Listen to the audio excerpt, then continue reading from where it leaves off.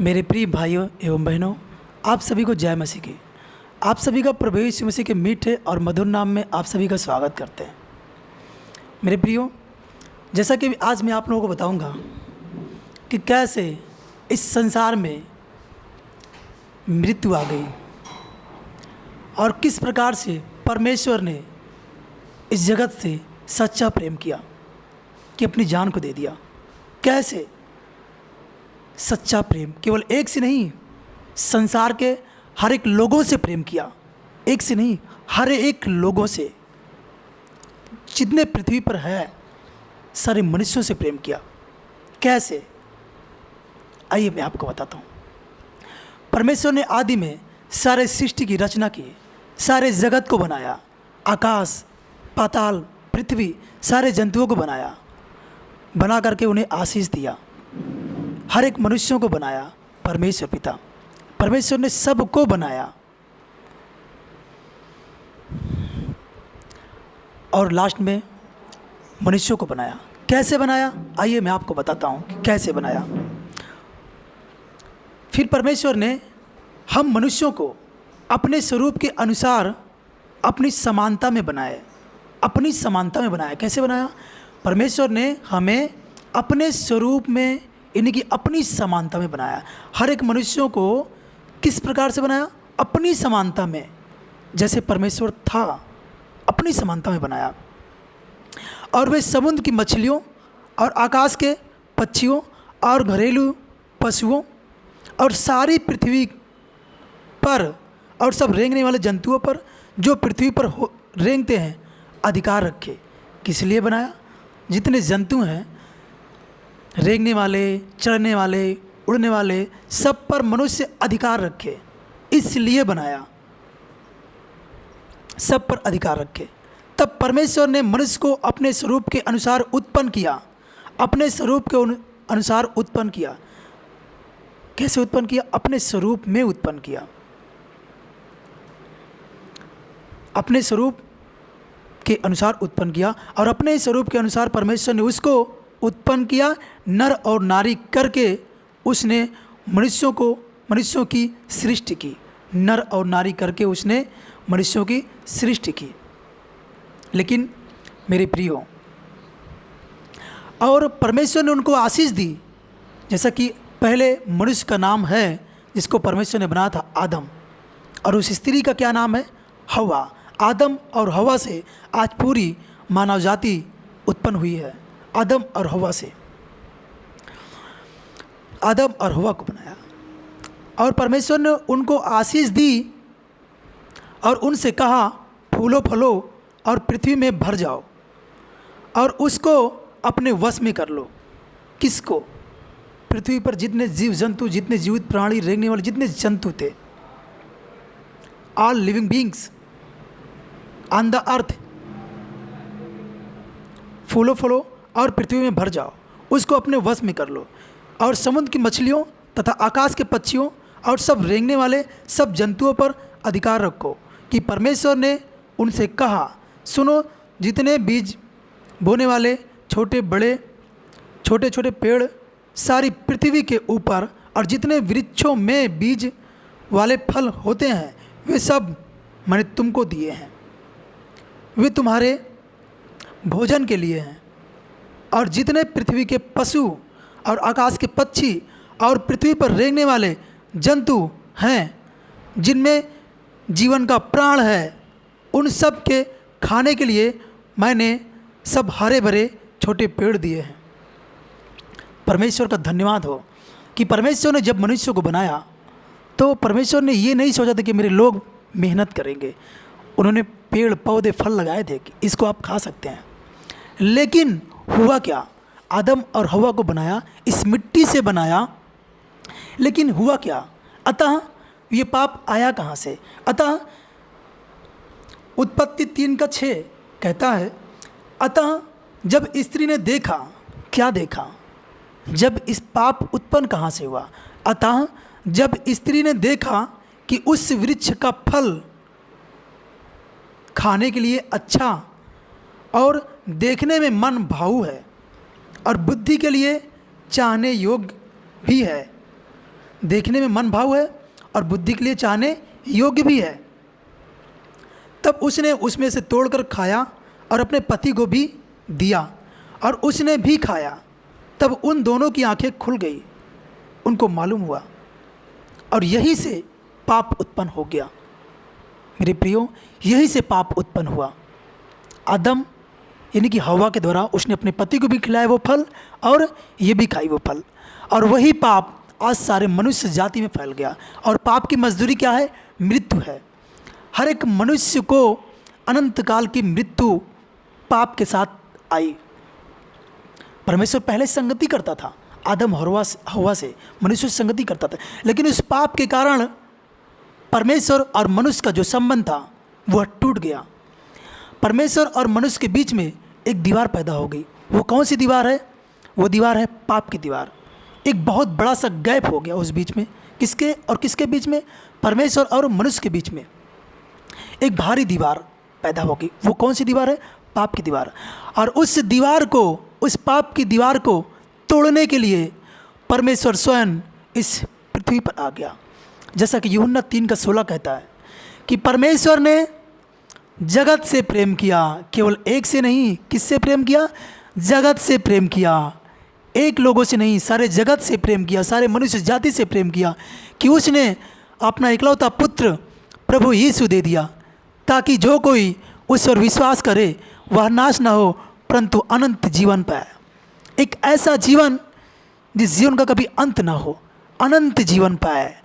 यीशु मसीह इसलिए आया कि लोग जीवन पाए, ऐसा जीवन कि अनंत काल का जीवन, जिस जीवन का कभी अंत ना हो, जिस जीवन का कभी अंत ना हो। ऐसा जीवन देने के लिए परमेश्वर स्वयं मनुष्य बनकर इस पृथ्वी पर आ गया, यानी कि यीशु मसीह बनकर इस पृथ्वी पर आ गया। कुमारी मरियम से उत्पन्न हुआ, यानी कि मरियम के ऊपर पवित्र आत्मा उतरा और उस पवित्र आत्मा के द्वारा यीशु मसीह का जन्म हुआ। और यीशु मसीह स्वयं इस पृथ्वी पर आ गया और सारे मनुष्य जाति के पापों को अपने ऊपर ले लिया, ताकि पाप क्षमा करने का अधिकार उस परमेश्वर को, यानी कि यीशु मसीह को मिल सके, और उसके द्वारा लोग जीवन पाएँ, बहुतायत का जीवन पाएँ, बहुतायत का जीवन पाए। यीशु, क्योंकि चोर किसी और काम के लिए नहीं आता है, चोर आता है सिर्फ चोरी करने के लिए आता है, और यीशु मसीह इसलिए आया कि लोग जीवन पाएँ और बहुतायत से जीवन पाएँ। यीशु मसीह जीवन देने के लिए आया। वह स्वयं मनुष्य बनकर इस पृथ्वी पर आ गया, ताकि मनुष्य और परमेश्वर के बीच में जो दीवार है, पाप की दीवार, वो टूट जाए और फिर से संपर्क, परमेश्वर और मनुष्यों का संपर्क उस परमेश्वर से जुड़ जाए। मेरे प्रियो, प्रभु यीशु मसीह इसलिए आया है, अपने आप को कुर्बान कर दिया, अपना लहू बहा दिया। यीशु मसीह ने सच्चा प्रेम किया, उसने दिखा दिया कि वो सच्चा प्रेम करता है। उसने तो प्रूफ कर दिया कि वह सच्चा प्रेम इस मनुष्य जाति से करता है, और अपनी जान को दे दिया ताकि इसको पाप क्षमा करने का अधिकार मिल सके। आज हम अपने पापों को जब मानते हैं कि हम पापी हैं, हम पापी मनुष्य हैं, तो प्रभु यीशु मसीह के नाम से अगर पापों की क्षमा मांगते हैं तो हमारी पाप की क्षमा हो जाती है। रोमियो 10:9 कहता है, यदि तू अपने मुंह से यीशु को प्रभु जानकर अंगीकार करे और अपने मन से विश्वास करे कि परमेश्वर ने उसे मरे हुए में से जिलाया है, तो तू निश्चय उद्धार पाएगा। निश्चय आपका उद्धार हो गया सिर्फ यीशु को प्रभु मानने से, विश्वास करने से कि परमेश्वर ने हमारे पापों के लिए अपने आप को क्रूस पर चढ़ाया है, अपने आप को क्रूस पर चढ़ाया है। मेरे प्रियो, यीशु मसीह ने सारे मनुष्य की जाति को देह पर लिया और क्रूस पर चढ़ा गया, सारे मनुष्य के पापों के लिए अपने आप को क्रूस पर चढ़ाया है। यही सत्य है मेरे प्रियो। आइए मैं आपको वचन से बताता हूँ कि परमेश्वर कैसे आपसे प्रेम करता है और वो हमारा पिता है। मेरे प्रियो, कैसे उसी के द्वारा सब कुछ उत्पन्न हुआ है मैं आपको बताता हूँ। यूहन्ना 1 अध्याय कहता है, आदि में वचन था और वचन परमेश्वर के साथ था। आदि में वचन था और वचन परमेश्वर के साथ था। यही आदि में परमेश्वर के साथ था।